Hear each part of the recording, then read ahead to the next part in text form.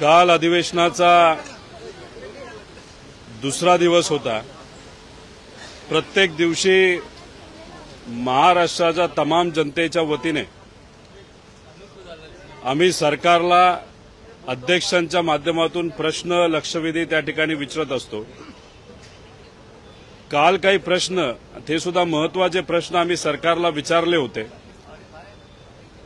पण काल अधिवेशनामध्ये सरकारमधल्याच काही आमदारांनी गोंधळ घातल्यामुळे काल अधिवेशनामध्ये काही महत्त्वाच्या चर्चा झाल्या नाहीत। पण काही प्रश्न हे अध्यक्षांच्या कार्यालयाच्या माध्यमातून मंजूर झाले होते आणि काल पटलावर आले होते, पण दुर्दैवाने त्याच्यावर चर्चा झाली नाही। ते महत्त्वाचे असल्यामुळे काही गोष्टी या ठिकाणी मी मांडत आहे।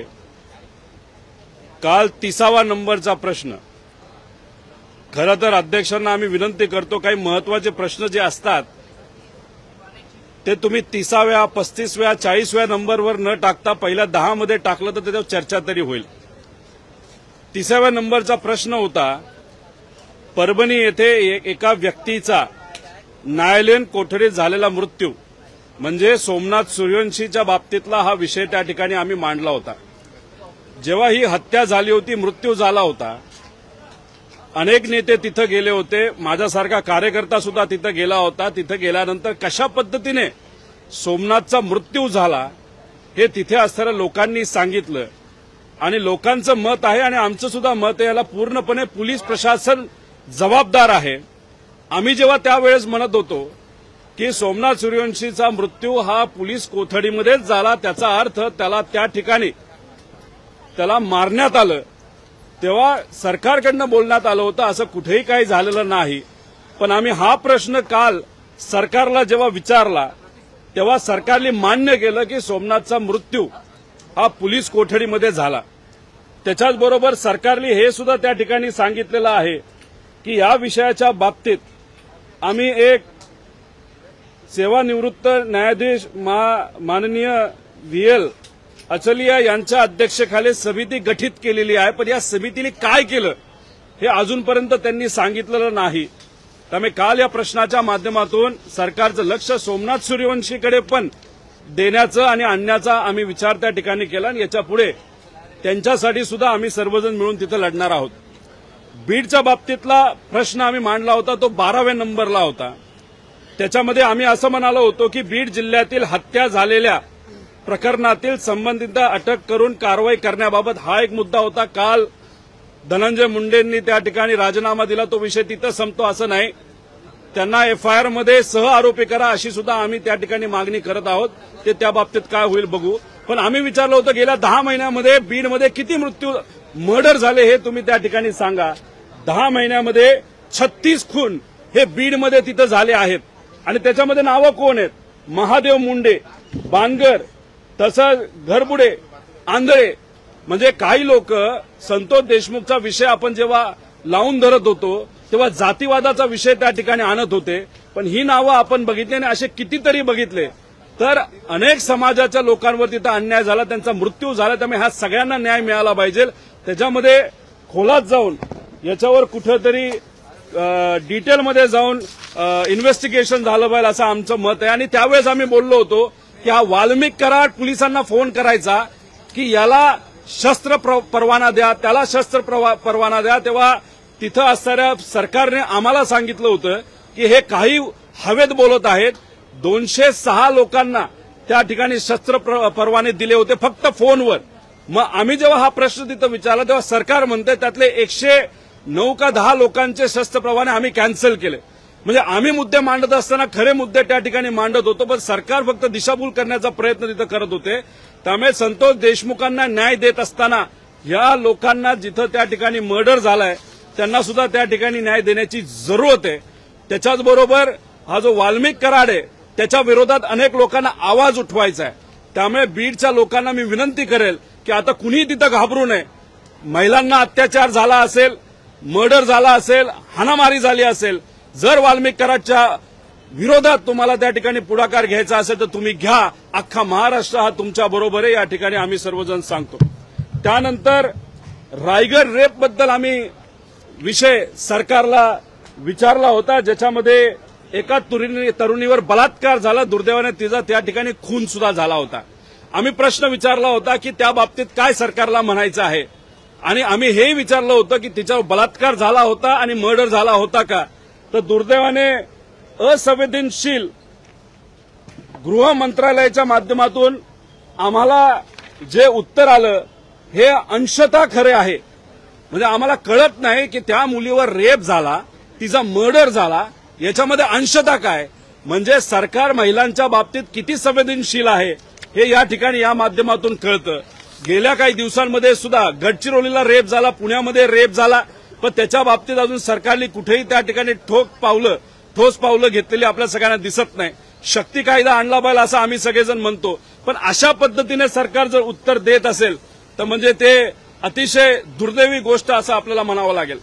शेवटचा मुद्दा, काल आम्हा सगळ्यांना म्हणजे सर्व आमदारांना विनंती करण्यात आली आहे सरकारच्या माध्यमातून की छत्रपती संभाजीराजेंवर जो पिक्चर केला गेला आहे छावा, तो पिक्चर बघण्यासाठी आयनॉक्स थिएटरमध्ये संध्याकाळी 5 का 6 वाजता आम्हाला जायचंय. तिथं कोण कोण येणार आहे, तर तिथं मुख्यमंत्री येणार आहेत, तिथं दोन्ही उपमुख्यमंत्री येणार आहेत, मंत्री येणार आहेत आणि सर्व आमदार असतील असं आम्हाला सांगण्यात आलेलं आहे. मी स्वतः तो पिक्चर बघितलेला, तो पिक्चर बघून मी भावनिक झालेलो आहे.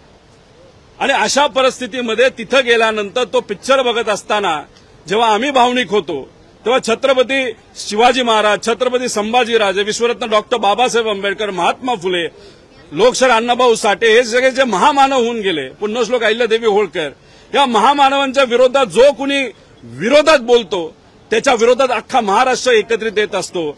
आणि आम्ही सुद्धा हेच म्हणतोय की जी व्यक्ती महामानवांच्या विरोधात बोलते त्याच्यावर कारवाई झाली पाहिजे. तेव्हा आज मुख्यमंत्री आणि उपमुख्यमंत्री जर पिक्चर बघायला जात असतील तर आमदार म्हणून नाही पण नागरिक म्हणून मी या ठिकाणी म्हणतो, तो तुम्हाला हक्क आहे का, हा विचार त्या ठिकाणी या सगळ्या मंत्र्यांनी तिथं केला पाहिजे. त्याचं मुख्य कारण म्हणजे राहुल सोलापूरकर नावाचा जो माणूस आहे, छत्रपती शिवाजी महाराजांच्या विरोधात, विश्वरत्न डॉक्टर बाबासाहेब आंबेडकरांच्या विरोधात तिथं त्यांनी वक्तव्य केलं, त्याचा विरोध आम्ही सर्वांनी त्या ठिकाणी केला. हे करत असताना सुद्धा सरकारने ठीक आहे छातूरमातूर तिथं काही वक्तव्य केलं, पण 10 दिवसानंतर या राहुल सोलापूरकरला पुणे महानगरपालिकेमध्ये सांस्कृतिक धोरण बनवण्यासाठी, म्हणजे ज्याची कुठलीच लायकी नाही, जो मेंटल हॉस्पिटलमध्ये जाण्याच्या लायकीचा आहे, त्याला महापालिकेचे सांस्कृतिक धोरण बनवण्याची समितीमध्ये त्या ठिकाणी घेतलं गेलं. म्हणजे मूर्खपणा बघा या सरकारचा की अशा व्यक्तीला त्या ठिकाणी जबाबदार दिली की त्याला मेंटल हॉस्पिटलमध्ये सुद्धा कदाचित भरती करून घेणार नाही अशी ती परिस्थिती आहे. त्याच्याचबरोबर कोरटकर नावाचा एकदम वेडा माणूस नागपूरचा स्वतःला खूप शहाणा समजतो. आता हा माणूस कोण आहे, तर हा डील मेकर आहे, हा कुठेतरी त्या ठिकाणी कॉन्ट्रॅक्टर आहे, हा डील बनवतो. म्हणजे मंत्रालयामध्ये सामान्य लोकांना एंट्री नाही, पण या कोरटकर आला, कुठल्या गाडीत आला, रोल्स रॉयस असू 10 कोटीची नाही तर कुठेही, त्याला लगेच त्या ठिकाणी आत घेतलं जातं, कुठल्याही मंत्र्यांकडे तिथं जायला मिळतं. कोरटकर कोण, तर महागड्या जाहिराती करणारा. म्हणजे असं म्हणलं जातं मुख्यमंत्री साहेबांचा एकदम खासम खास लहानपणीपासूनचा मित्र. माझं म्हणणं आहे की मित्र आहे म्हणून त्यात काय हे नाही, पण माझं असं म्हणणं आहे की मुख्यमंत्री साहेब हे मित्रांचे मुख्यमंत्री नाहीत, मुख्यमंत्री साहेब हे महाराष्ट्राचे मुख्यमंत्री आहे. आणि कोरटकर छत्रपती संभाजीराजे, छत्रपती शिवाजी महाराज यांच्याबद्दल अशा काही लेवलला जाऊन बोललाय ते आम्हाला बोलता सुद्धा येत नाही. त्याच्यावर तुम्ही कारवाई करत नाही, त्याला तुम्ही पोलीस प्रोटेक्शन देता, आणि पोलीस प्रोटेक्शन असताना हा महाशय मध्य प्रदेशमध्ये तिथं पळून जातो. त्या बाबतीत तुम्हाला काय करता येत नाही, त्याच्यावर तुम्ही कारवाई करू शकत नाही, त्याच्यावर तुम्ही जेलमध्ये टाकू शकत नाही. त्याच्याकडे 10 कोटीची रोल्स रॉयस आहे. आता ही रोल्स रॉयस कोणाची, तर ही 4700 कोटी रुपये लुटणाऱ्या पुण्यातील समृद्ध जीवन ग्रुपचा जो मालक आहे महेश मोटेवार, याची WB02 AB0123 नावाची 10 कोटीची रोल्स रॉयस आहे. ही कोणाकडे, ही ईडीकडे आणि सीबीआयकडे. आता ईडी आणि सीबीआयच्या ताब्यात असलेली गाडी बाहेर कशी येते, आणि हा महाशय कोरटकर का कोण आहे त्याच्याकडे ती गाडी कशी येते, हा सगळ्यात मोठा प्रश्न आहे. म्हणजे त्याचा अटका हा कोरटकर पोहोचलेला माणूस आहे, राज्यातल्या मंत्र्याच्या जवळ आहे आणि केंद्रातल्या नेत्यांच्या जवळ असं आपल्याला म्हणावं लागेल. त्यामुळे मी या फिक्सरला, या दलालाला आणि या मूर्ख माणसाला सरकारच्या माध्यमातून आत्ताच्या आत्ताच पोलीस कोठडी त्या ठिकाणी मिळाली पाहिजे। आणि आज मुख्यमंत्री उपमुख्यमंत्री सर्व नेते जे पिक्चर बघायला चालले छावा, त्यांना मला असं वाटतं की एक नागरिक म्हणून तो त्या ठिकाणी त्यांना हक्क नाही, कारण तुमच्याकडे एवढी पॉवर आहे, तुमच्याकडे एवढे सारे आमदार आहेत, तुमच्याकडे एक हाती सत्ता आहे आणि पोलीस प्रशासन तुमचं ऐकत नसेल आणि कोरटकरला जर तुम्ही पकडू शकत नसाल तर मला असं वाटतं की सरकार चालवण्याची तुमची सुद्धा लायकी नाही। त्यामुळे एक नागरिक म्हणून विनंती करतो की त्याला आधी कोठडीत घ्या आणि मग त्या ठिकाणी तुम्ही पिक्चर बघायला जावा, असंच या ठिकाणी विनंती मी सरकारला या ठिकाणी करतो। त्याच्याबरोबर अनेक फोटो आहेत, लहानपणीपासून मोठ्या मोठ्या नेत्यांपर्यंत। आता हे जबाबदार आहेत मुख्यमंत्री, हे आत्ता तरी सांगता येणार नाही, पण माझं एवढंच म्हणणं आहे की या व्यक्तीवर कारवाई झाली पाहिजे, एवढीच विनंती या ठिकाणी करतो। मिळालेली आहे की जे सह आरोपी करायची मागणी तुम्ही करताय, ती सह आरोपी करण्यासाठी चार्जशीटमध्ये कुठेही धनंजय मुंडे यांचं नाव नाही, त्यामुळे त्यांना सह आरोपी करता येणार नाही। कालपर्यंत ते नव्हतं, कारण का ते मंत्री होते, त्यांचा दबाव पोलीस प्रशासनावर होता। आता ते मंत्री राहिलेले नाहीत, त्यामुळे एफआयआर मध्ये आपल्याला ऑल्टरेशन नंतर नक्कीच करता येईल। त्याच्याचबरोबर त्यांच्या ऑफिशियल म्हणजे मंत्र्याच्या ऑफिशियल बंगल्यावर पैसे कसे काढायचे, एक्सटॉर्शन कसं करायचं कंपनीकडनं, आणि तिथून हे सगळं सत्र त्या ठिकाणी पुढे झालं, ती बैठक त्यांच्याकडे झाली। तर मास्टर माइंड हा वाल्मिक कराड तर आहेच, पण वाल्मिक कराडचं पण मास्टर माइंड धनंजय मुंडे आहे का हे बघण्याची खऱ्या अर्थाने आता जरूरत आहे। आणि खोलात जाऊन इन्व्हेस्टिगेशन हे बंगल्यापासून शेवटपर्यंत झालं आणि सगळ्यांचे मोबाईल बघितले तर कदाचित धनंजय मुंडेचं नाव सुद्धा त्या विषयामध्ये येऊ शकतं असं वाटतं। छत्रपती शंभूराजेंवर जो चित्रपट आला त्यामुळे आता देशभरात जगभरामध्ये त्याची जी ख्याती आहे ती नाचून आपल्याला पाहायला मिळते। पण सगळ्यात महत्त्वाचा एक ड्रॉबॅक या निमित्तानं पाहायला मिळतं की संभाजी महाराजांच्या बद्दलची काही पुस्तकं आहेत, रामगणेश गडकरींच्या नाटकात काही संवाद असतील, त्यांची ती सरकारनं छापलेली पुस्तकं आहेत, अतिशय भयानक पद्धतीचं तिथं संभाजी महाराजांबद्दल लिखाण करण्यात आलेलं आहे, ती सरकारनं छापलेली पुस्तकं आहेत। अशा पुस्तकांसंदर्भात तुम्ही काय भूमिका घेणार आहात? नाही, असं झालं असेल आणि अशा चुकीच्या प्रवृत्तीच्या लोकांच्या पुस्तकं जर सरकारच्याच माध्यमातून दिली जात असतील तर त्याचा विरोध आम्ही सुद्धा करणार। आम्ही अध्यक्षांना विनंती करेल, मुख्यमंत्र्यांना विनंती करेल की अशी पुस्तकं जर छापली जात असतील गडकरी आणि ते जे कोण लेखक आहेत त्यांच्या नावाची, त्या ठिकाणी ताबडतोब बंद केले पाहिजे। आणि जे कोणी आमदार या विषयासाठी उभे राहतील ते आमचे विरोधक असले काय तरी मित्र म्हणून आम्ही त्यांच्याबरोबर राहू, कारण शेवटी अशा चुकीच्या प्रवृत्तीच्या लोकांच्या विरोधात उभा राहण्याची आपल्या सगळ्यांची जबाबदारी। त्यामुळे ही पुस्तकं असतील ती ताबडतोब बंद झाली पाहिजे आणि ती जर सर्क्युलेशनमध्ये आत असतील कुठेही दुकानात असू नये तर कुठेही ती ताबडतोब काढली गेली पाहिजे, अशी विनंती आम्ही सरकारला नक्कीच करू। एक आरोप होतोय की ज्या पद्धतीने संतोष देशमुख यांना न्याय मिळण्यासाठी विरोधक असतील किंवा जे लोक आहेत ती एकवटली होती, सोमनाथ सूर्यवंशीच्या बाबतीमध्ये असं होताना पाहायला मिळत नाही। सोमनाथ सूर्यवंशीचा कस्टोडियल डेथ झाला, शवविच्छेदन अहवाल आला होता, त्या सुद्धा मल्टिपल इंजुरीजमुळे हा डेथ झाली अशा पद्धतीचं नमूद केलं। नाही, हा विषय महत्वाचा असल्यामुळे तुम्ही जर बघितलं असेल तर काल मी स्वतः आणि आव्हाड साहेबांनी सुद्धा माझ्या त्या प्रश्नाला पाठिंबा दिला। तो विषय मी स्वतः त्या ठिकाणी सरकारला विचारला होता, त्याच्यावर जाब विचारणार होतो की काय झालं, पण कालचा हाऊस न चालल्यामुळे आणि म्हणजे काल जर आपण बघितलं म्हणजे जे अबू आझमी आहेत आता त्यांना मुद्दामून कुणीतरी बोलायला लावलं का काय झालं, म्हणजे या पवित्र भूमीमध्ये औरंगजेबचं गुणगान कोण गाणत असेल तर त्याचा विरोधच आपण सगळ्यांनी केला पाहिजे। पण हे वातावरण गरम होत असताना अबू आझमी एकदमच त्या ठिकाणी उठले आणि असं काहीतरी पत्रकारांना बोलले की त्याच्यामुळे अशी आता चर्चा सुरू झालेली आहे की सगळ्यांचं लक्ष मेन विषयाकडे न जाता हे कुठेतरी दुसऱ्याच विषयाकडे जावं यासाठी त्यांनी तो प्रयत्न केला का, आणि ते सगळ्या गोष्टी झाल्यामुळे कालचा हाऊस चालू शकलं नाही आणि ते न चालल्यामुळे आम्हाला हा मुद्दा मांडता आला नाही। पण सोमनाथ सूर्यवंशीचा मुद्दा सुद्धा त्या ठिकाणी महत्वाचा आहे, त्याच्या बाबतीत लक्ष देण्याची जरूरत आहे। आणि राहिला अबू आझमीचा प्रश्न, आम्ही म्हणजे माझ्या लेवलला नाही पण आमच्या नेत्यांच्या लेवलला त्यांना विनंती करून आम्ही नक्कीच अखिलेश यादव साहेबांना विनंती करणार आहे की असे गुणगान गाणारे औरंगजेबचे जे तुमचे अध्यक्ष असतील महाराष्ट्राचे त्यांना जर बदलता आलं तर ते तुम्ही बदलावं। याच अबू आझमींवर आज सामनामध्ये सुद्धा अबू आझमींवर सामनामधील सुद्धा अग्रलेखामधून टीका जी आहे ती करण्यात आली होती की हे सरकारची प्रवृत्ती, सरकारची भूमिका अबू आझमी नेहमी अबू आझमी असंच काहीतरी करतात असं लोक म्हणायला लागलेले आहेत।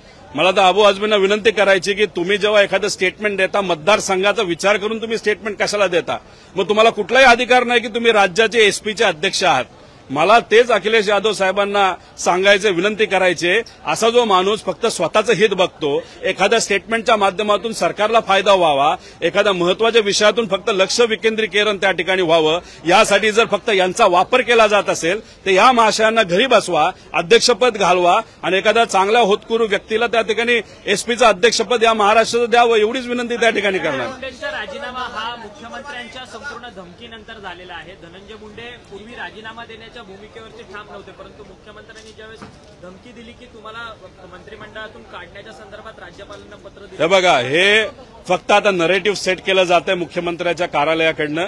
मुख्यमंत्री हे 3 महिन्यापासून मुख्यमंत्री आहेत. मुख्यमंत्र्याची ताकद काय हे प्रत्येक व्यक्तीला माहिती आहे.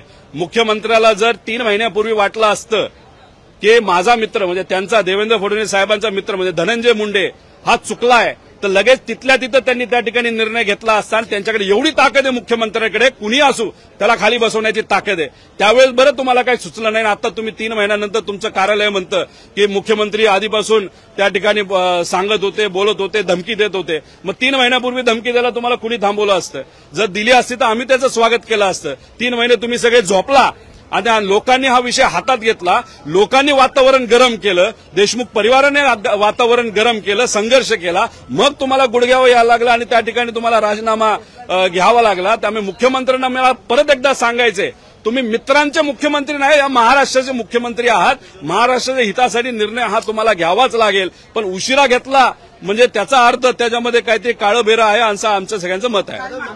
हे बघा, माझं एकच मत आहे. मला जे कळालेलं आहे, मी फक्त आमदार पदाधिकारी नसल्यामुळे त्या विषयामध्ये खूप मला जास्त माहिती नाही, पण आमच्या पक्षाचे पदाधिकारी, काँग्रेसचे पदाधिकारी, उद्धव ठाकरे साहेब हे सगळे आधी बसले, चर्चा झाली आणि त्यानंतर एक नाव पुढे आलं आणि ते नाव अध्यक्ष महोदयांपर्यंत त्या ठिकाणी दिलं गेलं. ते होतं भास्कर जाधवांचं नाव. तसं झालं असेल म्हणजे आमच्या नेत्यांनी त्या ठिकाणी चर्चा केली असेल आणि भास्कर जाधवांच्या बाबतीत बोलायचं झालं तर माझ्यासारख्या कार्यकर्त्याचा सुद्धा त्या ठिकाणी त्यांना पाठिंबा आहे. कारण एकदम चांगलं नाव हे सर्व पक्षांनी पुढे केलेलं आहे. लढणारा व्यक्तिमत्व आहे आणि अध्यक्षांना तिथं दुसरा कुठला अधिकार नाहीये आणि तो 10% फॉर्म्युला जो सांगितला जातो तो पूर्णपणे चुकीचा आहे. जर कुणी एखादा व्यक्ती पुढे येत असेल आणि सगळ्यांकडनं तो पुढे केला जात असेल तर त्या व्यक्तीला त्या ठिकाणी विरोधी पक्ष नेता द्यावाच लागतो. तो लोकांचं प्रतिनिधित्व करणारा व्यक्ती, संविधानिक पद आहे आणि आम्ही त्याला त्या ठिकाणी पाठिंबा देतो. त्यामुळे खालच्या हाऊसमध्ये म्हणजे विधिमंडळामध्ये त्या ठिकाणी भास्कर जाधवांचं नाव पुढे येत असेल तर कदाचित उद्या जाऊन वरच्या हाऊसमध्ये काँग्रेसचं नाव येऊ शकतं. आणि त्याच्याच बरोबर तिसरं जे लोक लेखा समिती आहे त्याच्यामध्ये राष्ट्रवादी काँग्रेस शरदचंद्र पवार याचा एखादा आमदार त्या ठिकाणी अध्यक्ष होऊ शकतो. कदाचित असं समीकरण हे विरोधी पक्षाचं ठरलंय असं आपल्याला म्हणावं लागेल.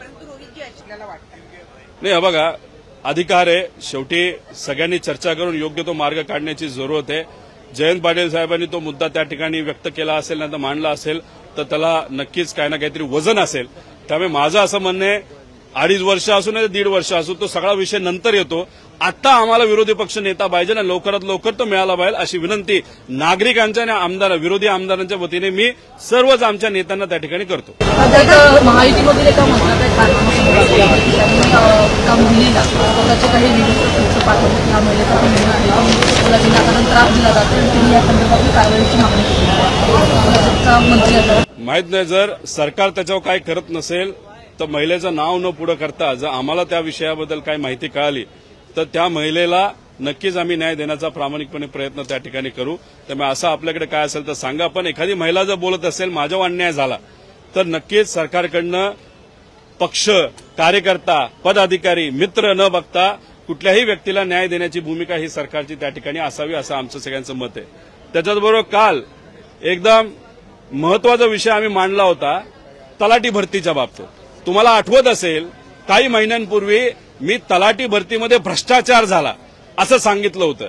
तेव्हा विखे पाटील साहेब त्यावेळेस रेव्हेन्यू मिनिस्टर होते, त्यांनी सांगितलं होतं की रोहित पवारवर मी कारवाई करणार कारण रोहित पवार खोटं बोलतोय.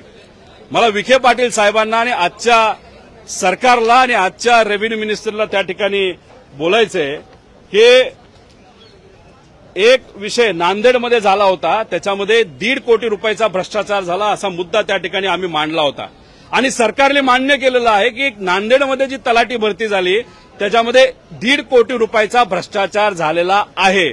माझं म्हणणं आहे त्यावेळेस सुद्धा, आता सुद्धा तलाठी भरतीमध्ये 2000 कोटी रुपयाचा भ्रष्टाचार झालेला आहे. 2000 कोटीची दलाली ही मंत्र्यांना नाहीतर अधिकाऱ्यांना नाहीतर त्यावेळेच्या सरकारच्या काही नेत्यांना त्या ठिकाणी मिळालेली आहे. आता आम्ही जर म्हणत असू भ्रष्टाचार झालाय, आता नांदेडमध्ये सरकारलीच मान्य केलेला भ्रष्टाचार झालेला आहे, तर हा 1.5 कोटीचा नसून महाराष्ट्राचा जर काढला तर हा 2000 कोटी रुपयाचा भ्रष्टाचार आहे, दलाली आहे.